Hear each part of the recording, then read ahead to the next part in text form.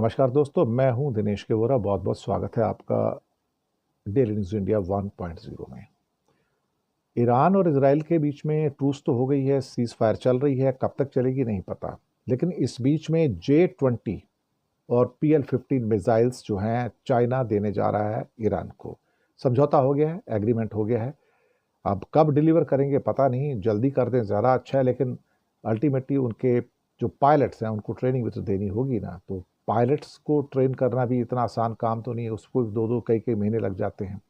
लेकिन जो ऑलरेडी जो पायलट्स हैं वहाँ पे, सुखोई के जो पायलट्स हैं, वो अपने आप को J-10 के अंदर कन्वर्ट कर सकते हैं, लेकिन उसके लिए भी एक दो महीने तो चाहिए होते हैं। लेकिन ये खबर इजराइल को और अमेरिका को कतई पसंद नहीं आएगी, और यूरोपियन यूनियन के जो नाटो के सदस्य हैं उनको भी पसंद नहीं आएगी कि ईरान के पास मॉडर्न चाइनीज J-10 फाइटर आ जाएगा, जो एक किस्म से कहा जाए तो ईरान के अंदर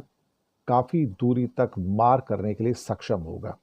ख़ास तौर से नॉर्दर्न ईरान के अंदर, नॉर्थ वेस्ट ईरान से देखा जाए तो जो दूरी है वो इजराइल की कम हो जाती है, और वहाँ पे J-10 अपनी फ्लाइट के द्वारा और PL-15 जो मिसाइल्स हैं जिसके द्वारा वो बड़े हमले कर सकता है, पिन पॉइंटेड हमले कर सकता है, उनके हवाई जहाज़ों पर हमले कर सकता है।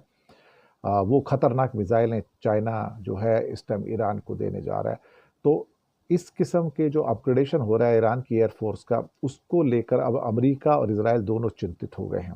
क्योंकि कहीं ना कहीं जब इस किस्म के विमान आएंगे तो साथ में हो सकता है कि HQ-16 या HQ-9 जो एयर डिफेंस सिस्टम है उसको भी देने की बात हो रही थी। तो इसके आने से जो ईरान का एयर डिफेंस सिस्टम है मजबूत होगा तेहरान के और बाकी शहरों के आसपास, और जो ख़ास तौर से